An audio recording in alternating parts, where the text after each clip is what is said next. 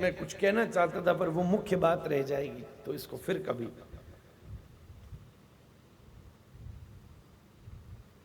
मेरी पुत्री का विवाह होना है, मैं बहुत निर्धन हूं, सोचा था कर्ण महादानी कुछ सहयोग करेगा, उसके पास कुछ लेने आया था, पर तुझे देख के तो लगता है अब तो तुझे खुद ही को सहयोग की जरूरत है, तेरा क्या सहयोग। लौटने लगा, कर्ण बोला नहीं रुक रुक रुक रुक, सुन, ऐसे तुझे नहीं जाने दूंगा। जिस नियम को जिंदगी भर साध के रखा, मौत के समय उस नियम को कैसे छोड़ दूं। एक काम कर, मेरे कुछ दांत स्वर्ण के हैं, एक पत्थर ले आ और हाथ से उन दांतों को तोड़ कर ले जा, तेरा काम हो जाएगा। ब्राह्मण बोला मैं कसाई नहीं हूं, तू मर रहा है और तुझे पीड़ा दूं, तू मुझसे कहता दवाई ले आओ तो फिर भी कोशिश करता, असंभव, मैं जा रहा हूं, मेरे को नहीं चाहिए। कर्ण बोला ऐसा नहीं कर, तू ऐसा मत करना। अच्छा सुन, तू नहीं कर सकता, मैं खुद करूंगा। बड़े प्रयत्न से कर्ण पीठ के बदले छाती की तरफ पलटा और अपने हाथ से लिधड़ता लिधड़ता, रक्त की नदियां बहती थी, कराहता था, चिल्लाता था, लिधड़ता लिधड़ता दूर पड़ी हुई एक शिला के पास पहुंचा, एक गहरी सांस ली, आंखें बंद करके गोविंद का ध्यान किया और जोर से सिर उछाल के उस पत्थर पर पटकने वाला था और दांत निकाल के देने वाला था, पर जैसे उसने सिर उछाल के शिला पर पटका, उसे बड़ा कोमल एहसास हुआ। आंख खोल के देखा तो पत्थर के ऊपर श्री कृष्ण हाथ लगाए बैठे हुए थे, आंखों से आंसू बह रहे थे, एकदम भावुक हो गया। अर्जुन भी गंभीर हो गया। इन विषय से आप समझने का प्रयत्न करिएगा। धर्म कभी किसी दूसरे को सही और गलत ठहराने के लिए नहीं बना, धर्म तो सदैव आत्मावलोकन के लिए बना है। और सबसे बढ़िया है, श्री महाप्रभु जी की आज्ञा है, तृणादपि सुनीचेन तरोरपि सहिष्णुना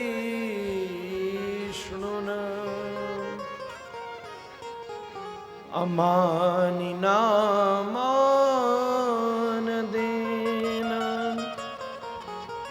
कीर्तनीय सदा।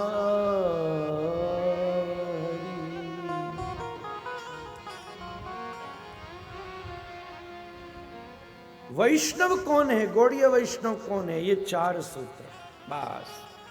तिलक भी मिट जाएगा थोड़ी देर बाद, माला भी छूट सकती है, कंठी भी टूट सकती है, पर पहला जो अपने आप को तृण के समान सहज माने,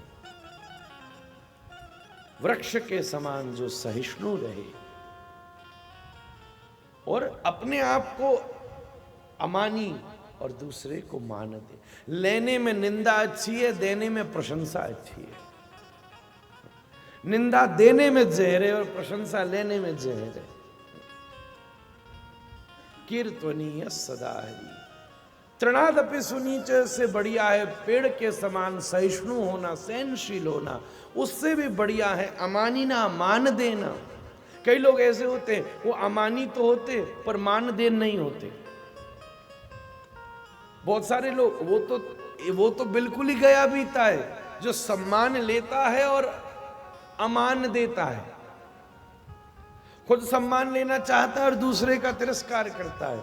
उससे ऊपर का व्यक्ति है जो न तो खुद लेता है न खुद देता है, पर ये दोनों कुछ चूके हुए हैं। सबसे ऊंचा कौन है? जो स्वीकार्य कर लेता है बड़े से बड़ा तिरस्कार, पर विस्तार करता है तो मुख से दूसरे की अच्छाई, प्रशंसा।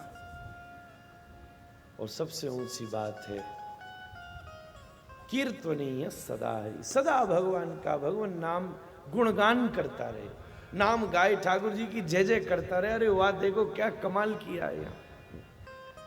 कीर्तन शब्द मात्र गाना नहीं है, कीर्तन शब्द मात्र जोर जोर से बोलना नहीं है। कीर्तन ये भी अर्थ में लगता है उसके गुण का सतत चिंतन भी कीर्तन है। उसका उसका ख्याल आ जाना कीर्तन है।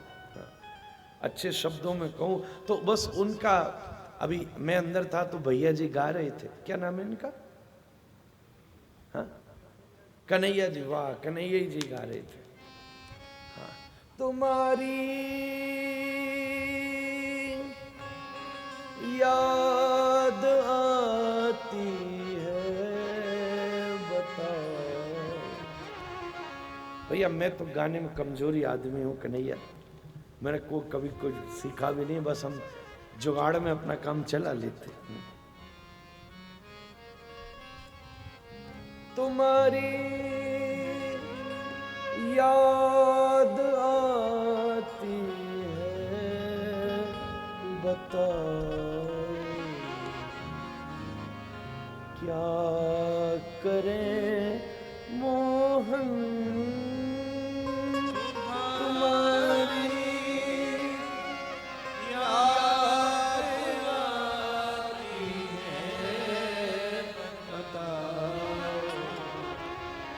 क्या करें मोहन, तुम्हारी याद आती है बताओ क्या करें मोहन, तुम्हारी याद आती है बताओ क्या करें मोहन, तुम्हारी याद आती है बताओ क्या करे मोहन, तुम्हारी याद आती है बताओ क्या करे मोहन, सुबह और शाम आती है रात भर वो सताती है, सुबह और शाम आती है रात भर वो सताती है, सुबह और शाम आती है रात भर वो सताती है, सुबह और शाम आती है रात भर वो सताती है, चैन हमको नहीं आता, चैन हमको नहीं आता बताओ क्या करे मोहन, तुम्हारी याद आती है बताओ क्या करे मोहन।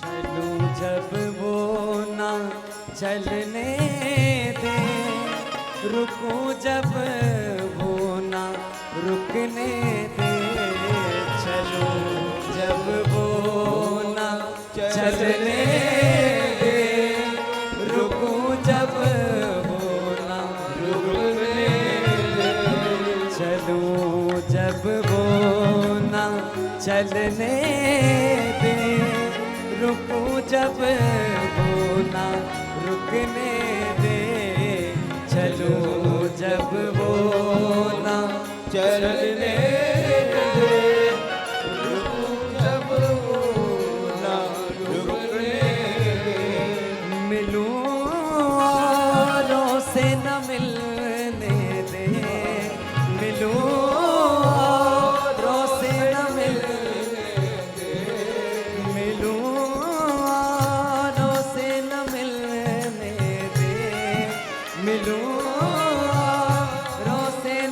चलने दे, बताओ क्या करे मोहन, तुम्हारी याद आती है, बताओ क्या करे मोहन, तुम्हारी याद आती है, बताओ क्या करे मोहन,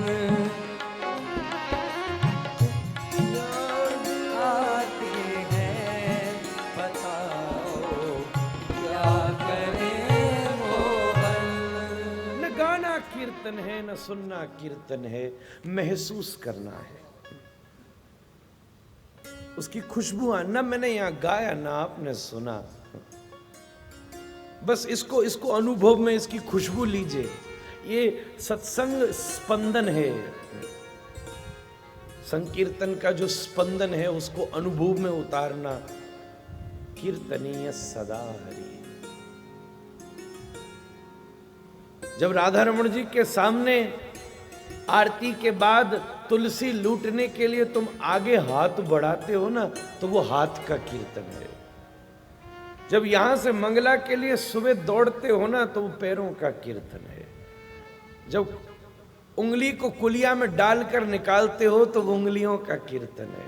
जब मटरी मुख में चबती है ना, तो वो मुख का कीर्तन है। आंखों से निहारते हो तो आंखें नाचती हैं। ये स्पंदन ही कीर्तन का स्वरूप। बहुत विस्तृत शब्द है। गाना और सुनना तो मात्र उसका एक प्रकट अंग है। सरस्वती बहती रहती है, प्रयाग में प्रकट होती है, पर रहती सब जगह है। वायु व्याप्त है, बस यंत्र उसका अनुभव कराता है।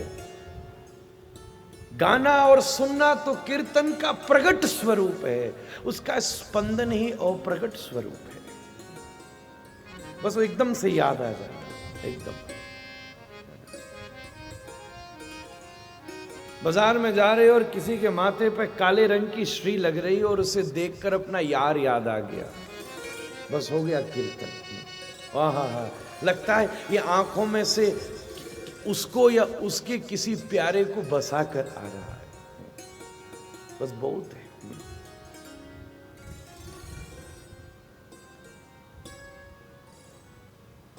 सतत उसका स्मरण ही कीर्तन का स्वरूप है। कीर्तनीय सदा है।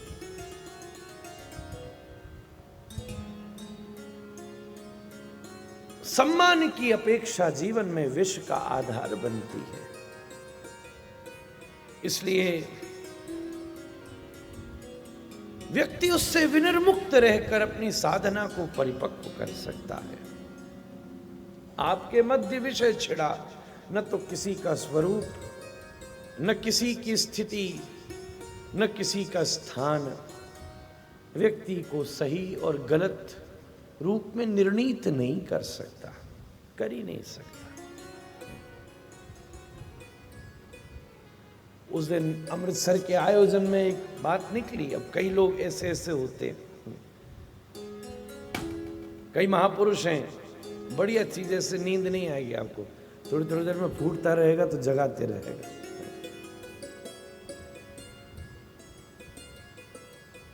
कई हैं लोग पूछते हैं, अरे महात्मा अब घर में बैठे रहते तो कभी माला फेरते भी नहीं हो, पकड़ते भी नहीं हो, और जैसे 4-5 लोगों के सामने आए, बाहर निकले, दिल्ली बंबई गए, तुरंत हाथ में माला पकड़ ली, क्या ये प्रदर्शन करते हो?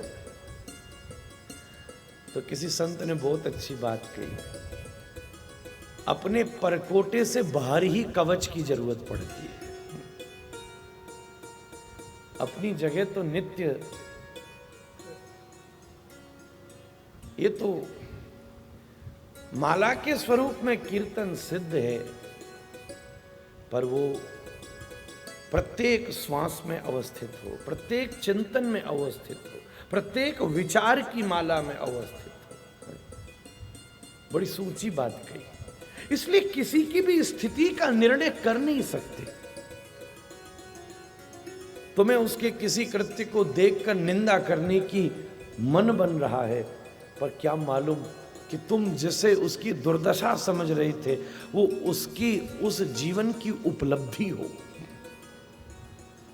ये मैंने बहुत ऊंची चीज कमाई और तुम्हें लग रहा है कि ये बहुत निंदा है। बात बड़ी सुंदर लगी। कई लोग कहते हैं भाई बाजार में माला लेकर फिर रहे हो, कभी कमरे में भी फेर लिया करो। बोले कवच की जरूरत तो बाजारों में ही पड़ती है। वो माला वो सुमरनी याद दिला देती है कि ये पराए हैं और वो अपना है। बाहर ही बंद कर, गौशाला में कभी बछड़े को नहीं बांधा जाता, पर जब कहीं किसी को बाहर ले जाया जाए तो सावधानी से ले जाना पड़ता है, बांध कर। अगर ये बिदक गया तो मामला बड़ा खराब हो जाएगा भाई। बड़ा भारी कोई बैल हो, कोई सांड हो, वो गौशाला में खुला भी रहे तो अपने परकोटे में रहेगा, पर कभी बाहर ले जाया जाए तो बड़ा बलिष्ठ कोई ग्वाला उसे बढ़िया कंट्रोल में रखकर लेके जाता, हाथ में लकुटी लेकर। ऐसे जब तुम बाहर निकलो ना तो भी बंद के जाना चाहिए।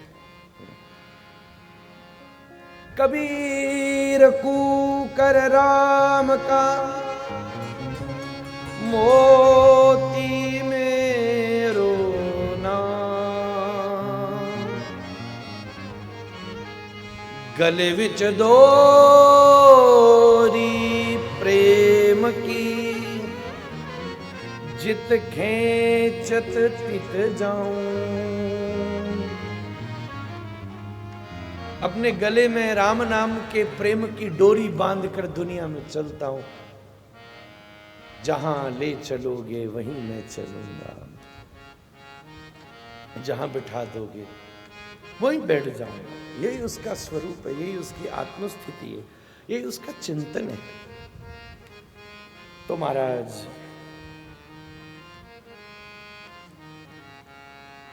सबकी अपनी दिव्यता है, सबकी अपनी साधना है, सबकी अपनी परिपक्वता है।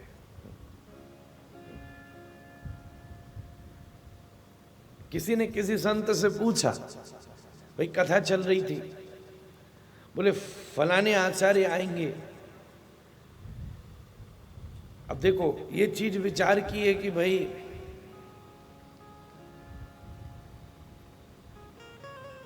व्यास गद्दी दुनिया में सबसे ऊंची गादी है, उसके ऊपर कोई नहीं। बोले पर भाई फलाने आचार्य हैं तो इनका आसन किसी से भी नीचे नहीं हो सकता, ऊपर ही लगेगा। संत ने कहा ठीक है लगा दीजिए, आपकी इसमें स्थिति है। तो जो संत व्यास गद्दी पे बैठा था, थोड़ी देर बाद कई लोगों ने पूछा क्या आपने ऐसा कृत्य क्यों किया? व्यास गद्दी तो सबसे ऊंची है, क्या आपने उन्हें स्वीकार कर लिया या आपने बोले ना ना ना, मैंने मर्यादा ही नहीं तोड़ी, क्योंकि व्यास गद्दी ना ऊंचाई देखती है ना नीचाई देखती है, वो तो चौड़ाई देखती है। ना ऊपर देखना इसके ऊपर कौन बैठा है फर्क नहीं पड़ता, और इसके नीचे कौन। व्यास गादी कितनी प्रभावशाली है ये तो चौड़ाई पर निर्भर पड़ता है, ऊंचाई और नीचाई पर निर्भर नहीं करता। प्रभावशाली व्यास गादी की चौड़ाई भी असीमित होती है, वो केवल एक हॉल तक फिर एक पंडाल तक सीमित नहीं रहती। उस व्यास गादी का प्रभाव स्वर्ग तक पहुंचता है, वैकुंठ तक पहुंचता है। ऊंचाई नीचाई से फर्क नहीं, इस गादी की उच्चता और निच्चता को इसकी चौड़ाई से अवलोकन किया जाए। क्या बात है महाराज, ये व्यक्ति की स्थिति है। तो मैं यही आपसे बार बार बस कहना चाहता हूं। किसी ने हमसे पूछा महाराज जी आप अब जैन परंपरा में श्वेत रंग का बड़ा महात्म्य है। बोले महाराज जी अब तो पहले की बात दूसरी थी, आप श्वेत ही क्यों पहनते हो? हमने कहा आपको क्या बताएं? बोले नहीं फिर भी बताओ। मैंने कहा सफेद रहेंगे तभी तो राधा रमण रंगीला बनाएगा। उसकी अपनी स्थिति है, सबका अपना विचार है, सबकी अपनी स्थिति है, और उस स्थिति पर किसी को प्रश्न चिन्ह लगाना किसी का जीवन में अधिकार नहीं है।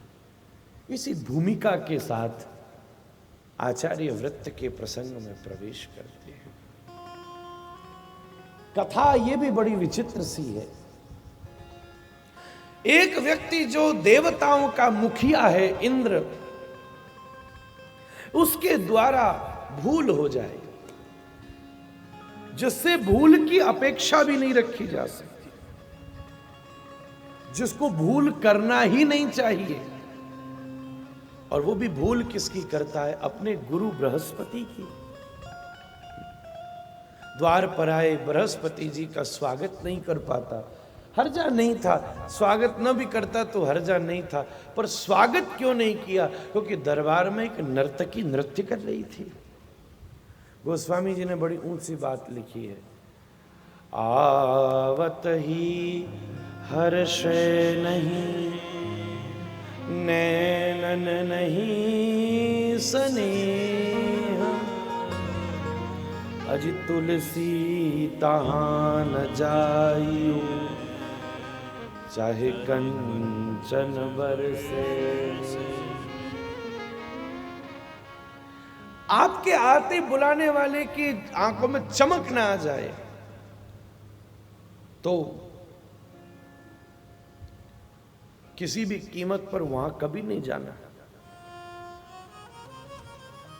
तुलसी तहां न जाइए, चाहे कंचन बरसे मेघ, चाहे उसके घर में सोना बरस रहा हो ना, फिर भी नहीं जाना। तो इंद्र के द्वारा गुरुदेव का अपमान, ये कोई सामान्य वस्तु नहीं है। शास्त्र कहता है, अपूज्या यत्र पूज्यन्ते पूज्यानां च व्यतिक्रम, त्रीणि तत्र भविष्यन्ति, दुर्भिक्षं मरणं भयम्। नीति कहती है, जहां अपूज्यों की पूजा हो और जहां पूज्यों का अपमान हो, दुर्भिक्ष, भुखमरी, भय, भयावह वातावरण और अंत में मृत्यु, ये तीनों व्याप्त होती है। और ये समझदारों की बात है, सीधी बात है। आप गलत व्यक्ति का सम्मान शुरू करेंगे तो भुगतेंगे, सीधा विषय है। सम्माननीय का ही सम्मान हो। अब सम्माननीय कौन है, ये फिर एक अलग लंबा विषय है।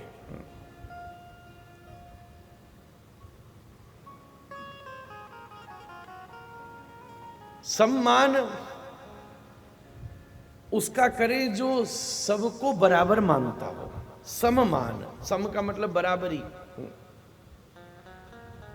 सम्मान का मतलब अपने से विशेष मानना भी नहीं होता। एक अर्थ ये भी है, सबके समान मानना। सम मतलब बराबरी,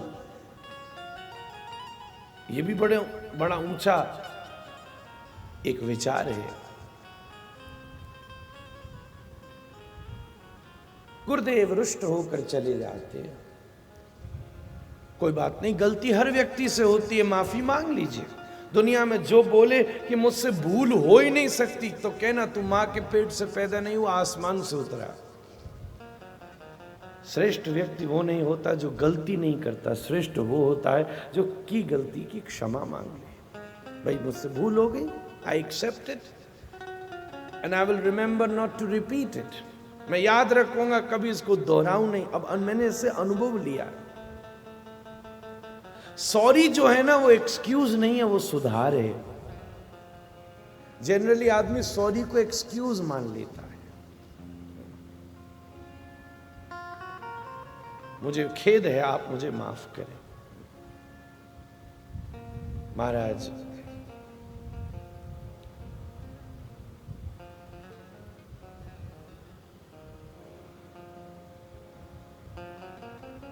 पर इसका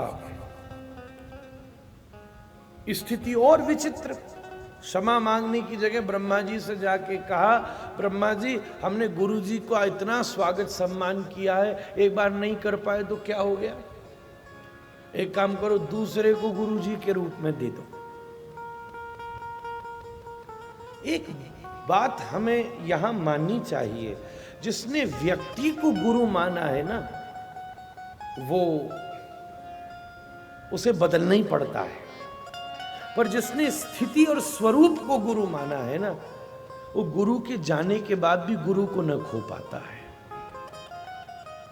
कभी जाता ही नहीं है वो, कभी आता ही नहीं है। वो स्थिति का नाम है, जितनी देर वो व्यक्ति उस स्थिति पर है। कई लोग हमसे पूछते हैं, महाराज जी बाद में 5 मिनट अकेले में टाइम मिल सकता है? भाई आप क्या करोगे अकेले में? मैं आपसे सच बात कहूं, जो आपको ये व्यास गादी दे सकती है वो दुनिया में कुछ नहीं दे सकता, और जो यहां से नहीं मिला वो कहीं से भी नहीं मिला। यहां से अपने आप चुन लो आपके जीवन में क्या अनिवार्य है, अकेले में क्या होगा। विश्वरूप विराजे और मंगल में भाव से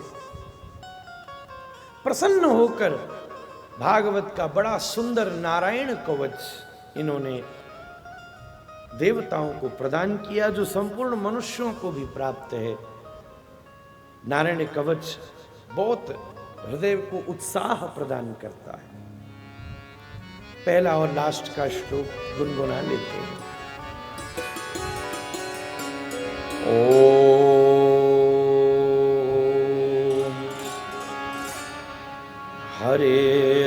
हरेर्विदध्यान् मम सर्वरक्षान् न्यस्त्याङ्घ्रिपद्म पतगेन्द्रपृष्ठे दरारिचर्मा शिखदेषु चाप पाषाणदधानोष्ठ गुरोष्ठबाहु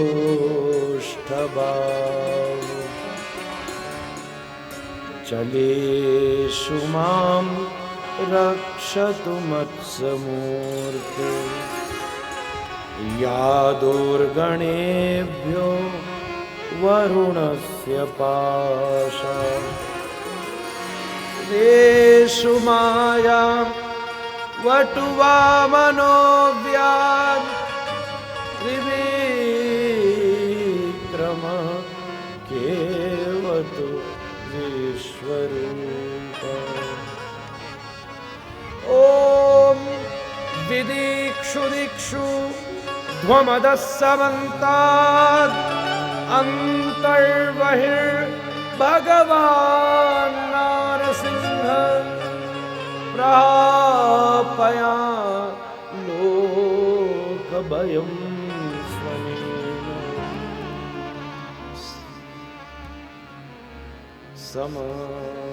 समस्ततेजा विदिक्षु दिक्षु ध्वमदः समन्तात् अंतर्बहिर्भगवान् नारसिंह प्रापयं लोकभयं स्वनेन स्वतेजसा ग्रस्त समस्त तेजा।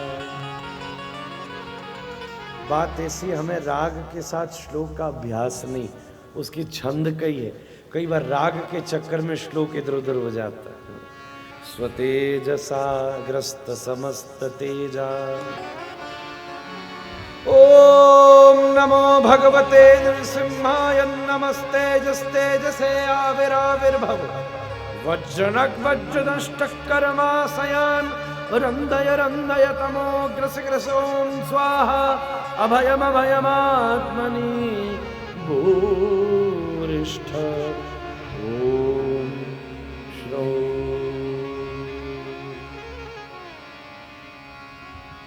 इससे अत्यंत प्रेरणा मिली। देखिए, स्तुति का अपना ही प्रभाव होता है। स्तुति स्वयं जीवन में बड़ा उत्साह देती है, विश्वास दृढ़ करती है।